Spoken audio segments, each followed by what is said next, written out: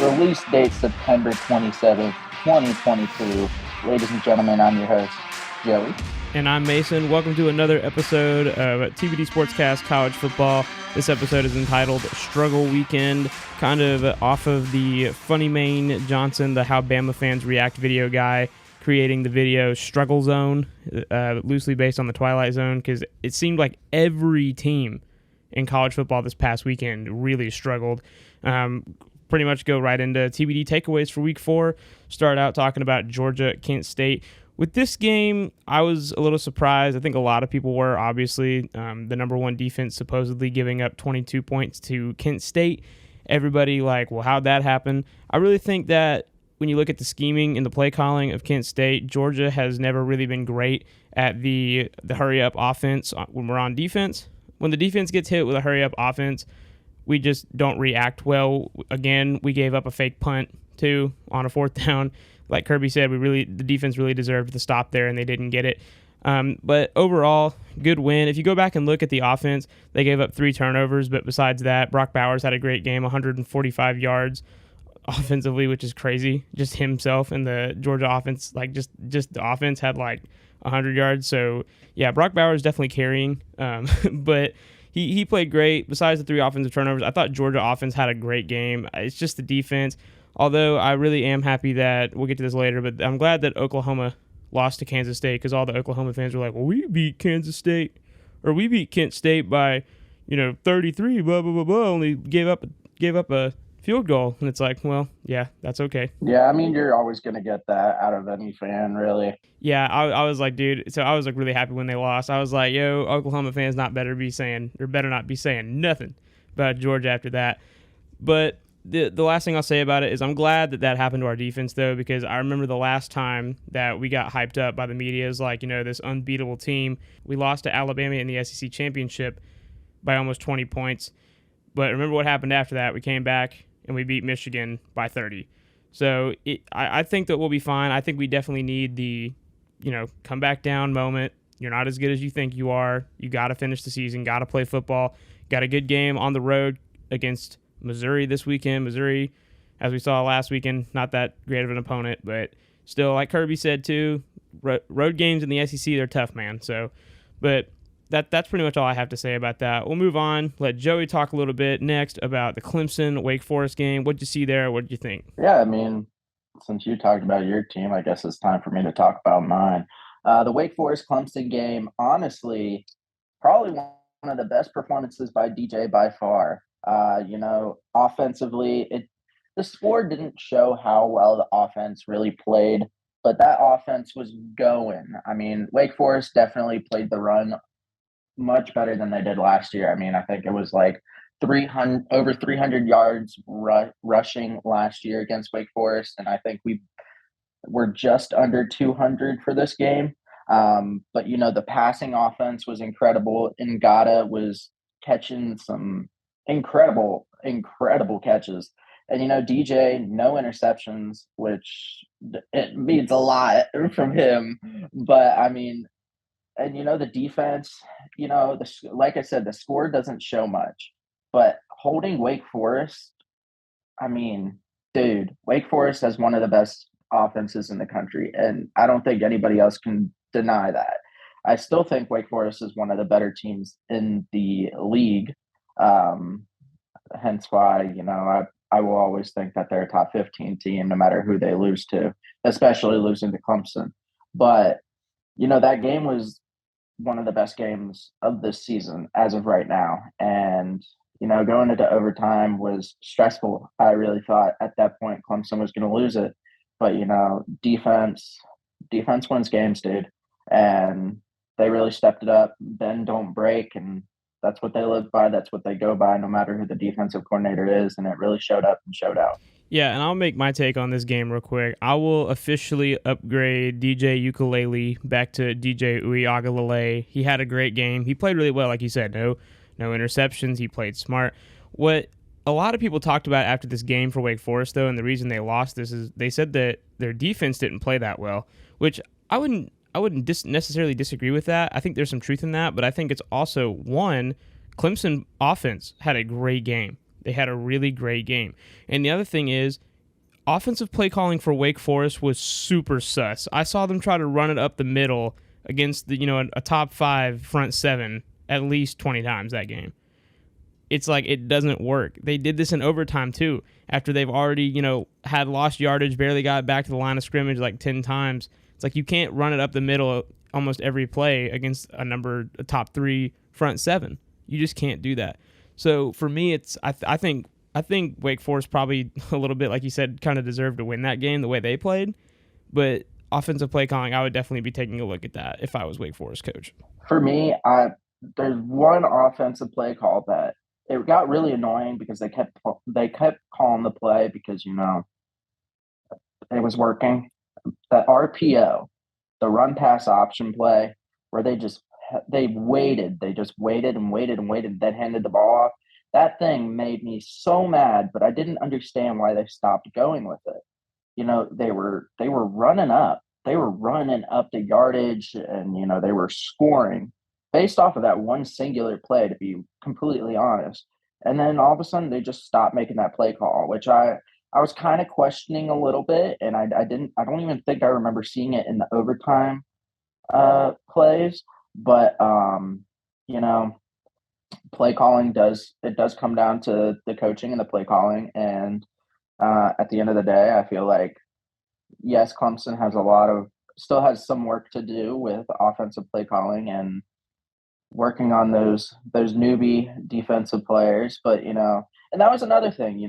I feel like the game would have been a lot further apart if Clemson didn't have all these DBs who were freshmen. We had a lot of freshmen and sophomore DBs in due to injury, and a lot of pass interference calls being called, and some of them I still stand here and disagree with, but especially if they're not going to call it on the other end. But the result was still a win, no matter over 100 yards and penalties given up by Clemson's defense alone. Yeah, man, I know we're going to talk about this in the next episode, but I'm just looking forward to this NC State game coming up. Absolutely. And we do have a couple other teams and games to talk about, but I think it's definitely worth asking if you could answer quickly. As a Clemson fan, there's a lot of speculation on this and a lot of criticism, but how do you feel about Dabo Swinney not utilizing the transfer portal? Dabo Swinney not utilizing the transfer portal, I feel like he hasn't really had the need to. I mean, yeah, there's a lot of great talent that goes through, but, you're in Clemson, South Carolina. A lot of these teams who are winning the transfer portal and stuff like that, they're in those bigger cities, or they're Alabama, one of the best teams in the country every year. So, I mean, I feel like it's not needed necessarily because we do have those high-end recruits coming in already. But also, I feel like he just knows where he's at, and he knows that he's not going to win most of those battles, I mean, you really got to look at it. Like USC is in Southern California, is one of those top schools winning the transfer portal. They're in California, Southern California. And you got teams like Miami as well. That's Miami, Florida, Ohio State, one of the better teams in the country as well. So it's hard to really talk about it. It can be frustrating at times, but especially this past season, I didn't really find a need to look into the transfer portal, especially with what we had. Now, some years, there's some players, but yeah. Yeah, and that makes a lot of sense to me, and I totally understand that. I think there's just been a lot of, like I said, speculation about, well, maybe Clemson could do better if they had the transfer portal, but I think you make some good points. Moving on now, we'll talk about the game that doesn't need to be talked about for long. Auburn, Missouri, this game was, they called it the Toilet Bowl because they're both in the two teams in the toilet. Pretty bad.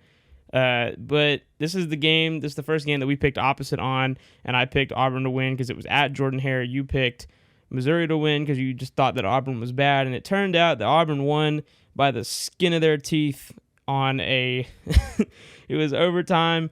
They're up by a field goal. Missouri from the 25 has a huge run, and right as the running back goes to reach the ball across the end zone, nobody even hits him. He just drops the ball into the end zone. Auburn recovers it for a touchback, and Auburn wins the game. So not much to be said there, I don't think. It's just one of those crazy games. Two teams that are both bad. Missouri probably deserved the win, but Auburn is still bad. they're very bad. They're very bad. Moving on, the next one. This one was a little bit interesting. Kansas Duke. This is another one that we picked different. I picked Kansas to win because it's at Kansas. They've actually been looking pretty good, and there's actually one team in the Big 12 that has a pretty good defense. I don't even know what to say about this game. I mean, I feel like it was another one of those games where it was just two bad teams, but somehow they were both undefeated. But and they had to face each other. Unfortunate that the ACC team had to lose it. I feel like that's not the only game Duke will be losing this season, and I definitely don't think that Kansas is going to be an undefeated team for long. But yeah, Kansas has a defense, dude, and I feel like it's probably one of the only teams with a defense. I mean, maybe behind Oklahoma State or even Baylor, but Baylor's kind of questionable. But yeah, I mean, great game by not both teams, by Kansas. They better be feeling it now because I don't think it's gonna last for long, dude. I don't think it's gonna last very long either. But it is funny that Kansas, of all teams in the Big 12, is tied for first. It'll be interesting when they get more Big 12 games rolling and see if they can actually beat their other opponents. They got a win right now over West Virginia, which is still kind of insane. But yeah, we'll see what happens. I mean, I think it'd be crazy if Duke kept going and winning games, but we'll see. All right, I'll let you take this next one, just because you being the ACC guy, knowing a little about the rivalry between pretty much every ACC school and Notre Dame. And this is one that we said that we did not think that Notre Dame was going to win. We thought that North Carolina was going to come in. We said that if North Carolina came in and didn't play with readiness, that they could lose. And I think with Notre Dame having that chip on their shoulder, they probably trying to roll up and play ball. What do you think? For me, I mean, the rivalry is a pretty big rivalry. And I mean, UNC has not beaten Notre Dame in years now.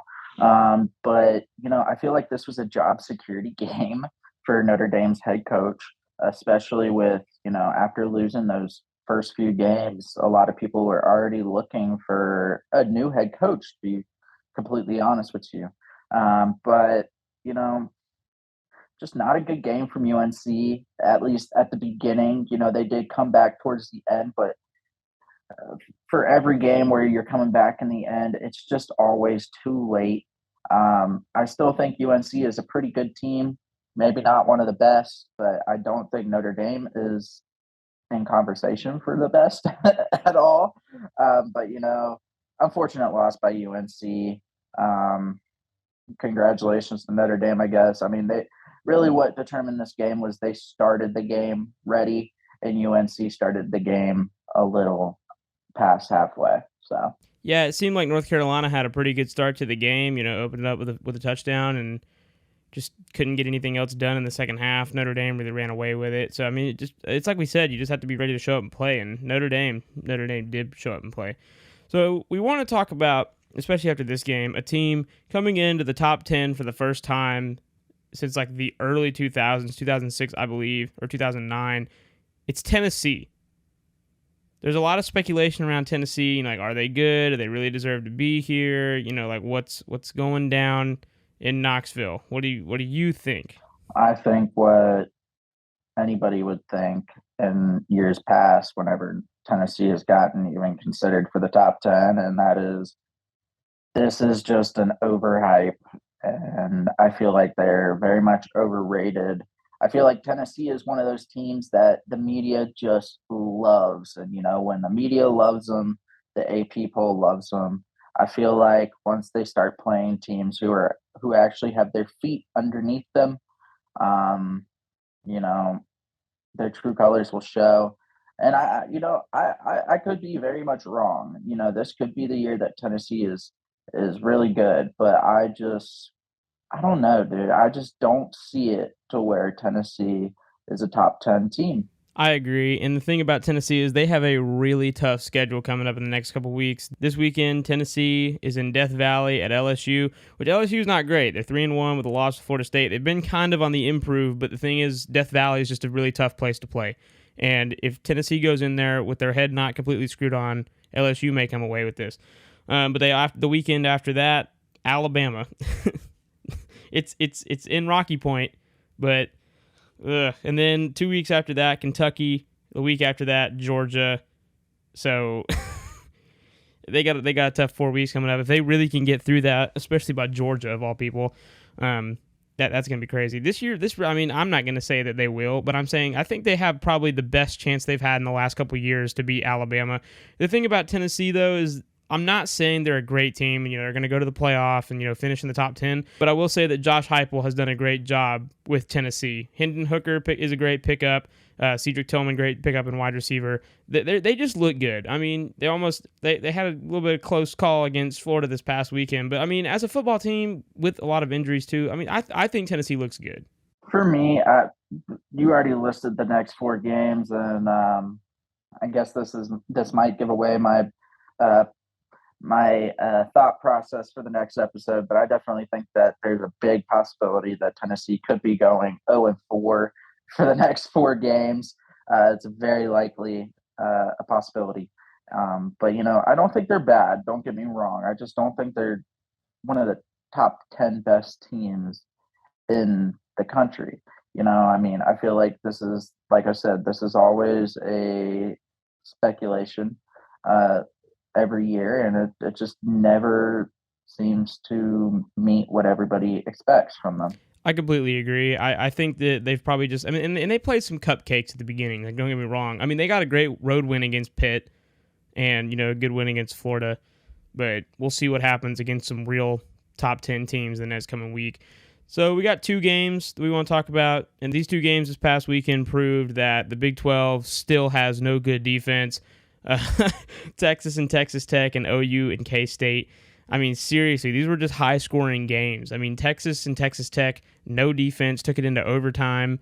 And OU K-State, it was a constant battle of offense. Defenses were trash. K-State ended up pulling it out by a touchdown, but it was late in the game. And that boy Martinez at K-State, transfer from Nebraska, he was on fire. Probably the best game I've ever seen by him. See, I feel like Kansas State is always that one team that puts up a fight against Oklahoma, and they were finally able to do it this year. And then, Texas versus Texas Tech, just unfortunate, man. I mean, Texas is going through a lot with injury right now, especially at the quarterback position. So, I mean, it was just it's an unfortunate season already. Bad way to start the season, and I don't think the season's going to really get much better, which I hate to say it, but yeah, when they're healthy, I feel like they're one of the better teams in the country, but at this moment, nah. Yeah, it's just like I said earlier, I mean, we picked Texas to go in and do it, and they almost did, but couldn't pull it out. I mean, and Texas Tech apparently is a tough place to play on the road, but no, I think we both saw Texas taking this, and they almost did, but lack of defense. I was so happy that I wish I would have chose K-State last week, but I'm so happy that Oklahoma lost. I just wanted to get rid of them. If I wanted to lose at least one team from playoff contention that I didn't like this week, and I mean OU's not out of it, but they pretty much are. But I'm just glad that they lost. That's the last one we're going to talk about. We'll hit the top 25 just really quick. So dropping out this week, we got Florida, Texas, and Miami all after losses. Florida, a 6-point loss. Texas, 3-point loss or 4-point loss. Miami by a 20-point loss to, can we talk about this? Middle Tennessee. Hello. Another game where they pay $1.5 million for a team to come down and beat on them. I don't even think Miami's defense showed up. No, they didn't. And, that's the 3rd game this season already that, a smaller school is paid to just beat down on one of these bigger schools. And that just tells you that even if we thought that last season nobody was safe, well, I feel like this season, I mean, you kind of expect that some of these teams were not safe. Notre Dame, for example, Miami, for example. I don't think anybody saw that Texas A&M pick, though. No. And, I wasn't going to talk about that because Cam, man, I felt so bad watching Arkansas players crying on the sidelines. I mean, I feel like they were a good team. They just had a bad game. But next up, coming in, this is a good one, 25, K-State, after a very good win against Oklahoma. Number 23, Florida State University, which I'm honestly kind of surprised they hadn't come in sooner. And one that kind of surprised me, but was like, okay, number 21, Minnesota. I like that a lot. I like those three coming in. Let's go. I feel like the past few seasons we've been pretty big on Minnesota. We've loved them a lot. And they're back. They're back. I don't think it's gonna last for long, but they're back. They're back for now. And congratulations to Kansas State and Florida State as well. Like you said, I don't understand why Florida State hasn't been in there already. I feel like it was a lot of uncertainty. But they got there, and they're looking good right now. But they got a tough schedule as well. They definitely do. But I think that top 25, we look at it, but it doesn't really matter until about week 7 or 8 when college football playoff rankings come out. Those are the real ones. But yeah, and that's pretty much our podcast. Interesting week in week 4. It was definitely a struggle weekend for a lot of teams. Another one we didn't mention, Ole Miss struggling against Tulsa. I mean, teams all over were struggling. It's like the only team that didn't struggle, honestly, was Alabama and Ohio State, which makes Georgia look really bad that we struggled against Kent State. Somehow kept the number 1 ranking, but because I figured we dropped to at least 2. But yeah, that's our podcast. Thank you guys so much for listening, and we'll see you on Friday. And always remember, no matter what team you pull for, if you're on God's side, you're always on the winning team. Just know that John 3:16 says, "For God so loved the world that he gave his only son, that whoever believes in him shall not perish but have eternal life." That rings true today. And if you don't have Jesus, you need him. He saved me. He saved Joey. He saved us. And we just want you to know that he loves you. There's a Father in heaven who created you for you. He has a purpose for you. If you ever want to talk about that, or you want to talk about anything, if you're struggling with anything, you want to talk, you can always hit up our Instagram DMs, Facebook Messenger, or just leave a comment on this YouTube video. We'll reach out to you. We'd love to talk to you, and we're praying for our listeners. But thank you so much for listening, and we will see you on Friday. Bye-bye. Later.